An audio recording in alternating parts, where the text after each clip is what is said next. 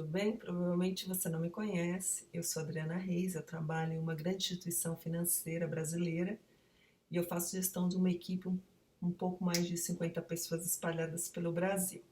Eu estou aqui hoje a convite do professor Marcos Rocha, que eu tive o prazer de conhecer no ano passado, num curso que eu estou fazendo lá no IBMEC. Eu vou dividir com vocês um pouco da minha experiência nesse modelo de gestão de equipe, né? O que a gente está vendo são muitas mudanças, não são mudanças superficiais, a gente está vendo mudanças estruturais em alguns modelos de negócio, em algumas empresas e na gestão. E a gente vai falar um pouquinho aqui nas mudanças na gestão de pessoas. Imagine você que liderar à distância uma equipe que também está trabalhando remotamente e manter ou melhorar a produtividade, certamente vai ser um desafio, né? Se a gente pensar no home office, como ele surgiu, né, ele era uma proposta de ser um benefício entre o empregado e o empregador, né? Então você tinha os objetivos de reduzir despesa, reduzir o consumo de tempo. Em grandes cidades se consome muito tempo com deslocamento, você tem mais concentração na realização das atividades.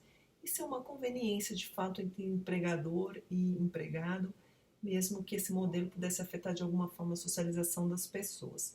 O que mudou nesse modelo de home office? A pandemia, né? A pandemia transformou o home office de uma conveniência entre empregado e empregador a uma necessidade. Eu, por exemplo, toda a minha equipe, estamos trabalhando aqui de forma remota. Qual foi a primeira coisa que a gente notou? A primeira coisa que a gente notou é que a vida pessoal e as atividades profissionais, elas se misturam, né?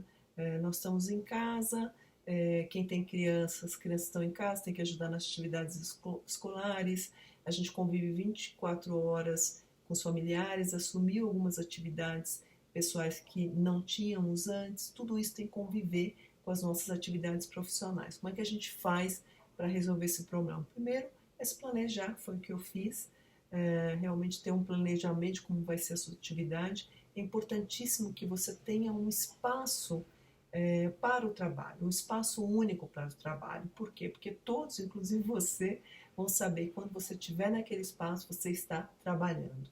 Outra questão importantíssima é você respeitar o tempo de trabalho, seu e da sua equipe, a hora de começar, a hora de almoçar, a hora de terminar.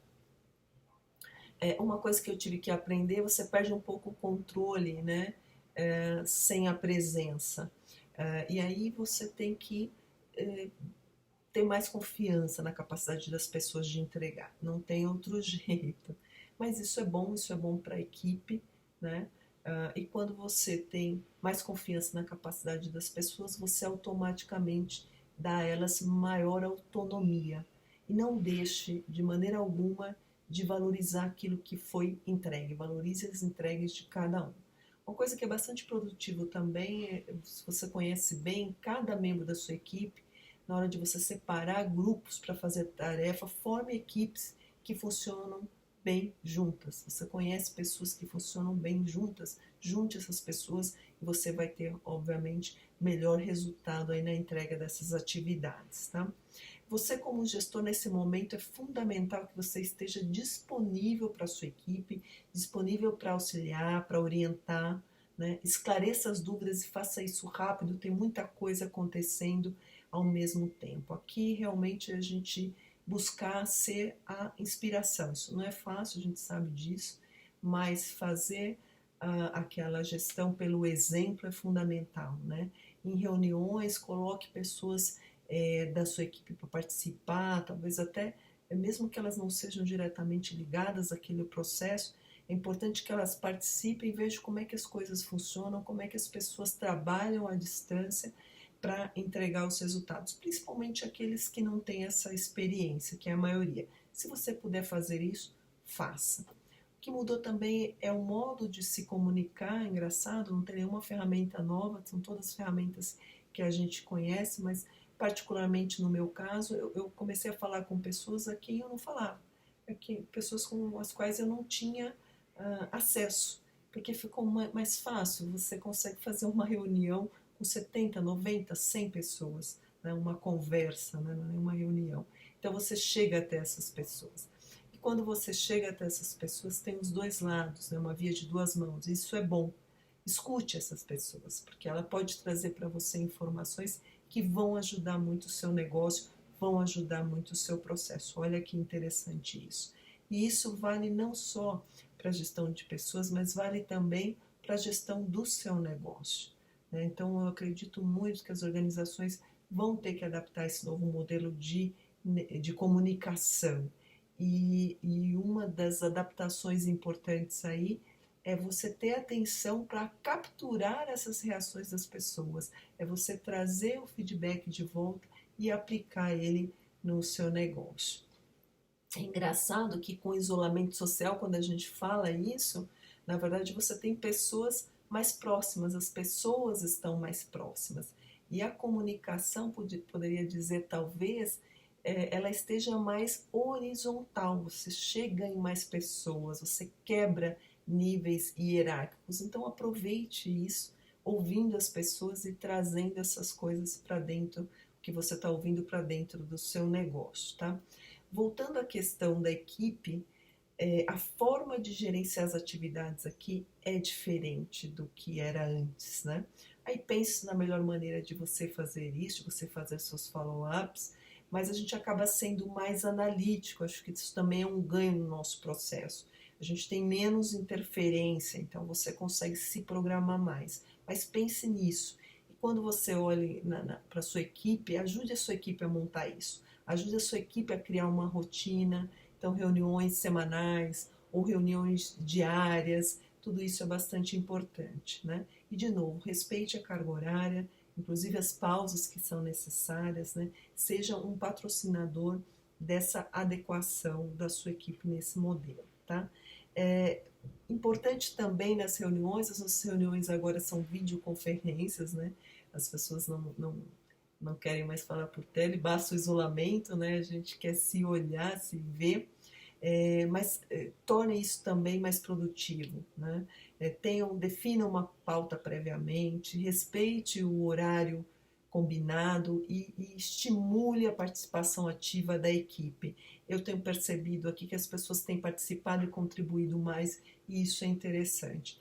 Na minha opinião, isso acontece porque a gente está meio que vivendo uma experiência pela primeira vez juntos, essa experiência do isolamento, isso nos torna mais iguais, a gente tem um problema grande que é igual para todos, e isso faz com que as pessoas participem mais. Eu acredito que tenha mais esse desejo de integração.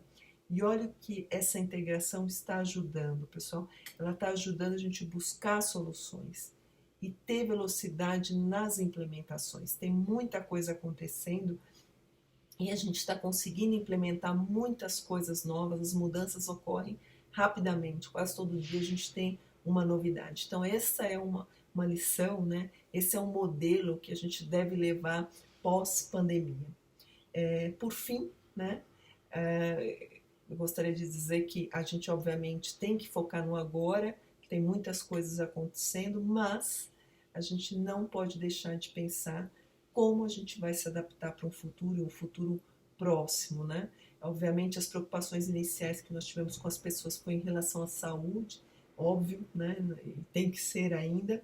No caso das empresas, acho que a grande preocupação é com o fluxo de caixa, é com o caixa.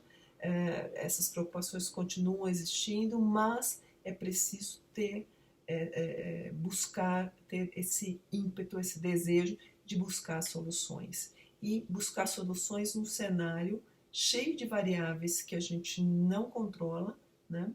E que a gente não consegue nem medir, né? A gente não sabe as consequências disso. Por isso que a gente vai ter que pensar muito e pensar rápido como é que a gente se adapta para esse modelo futuro aí.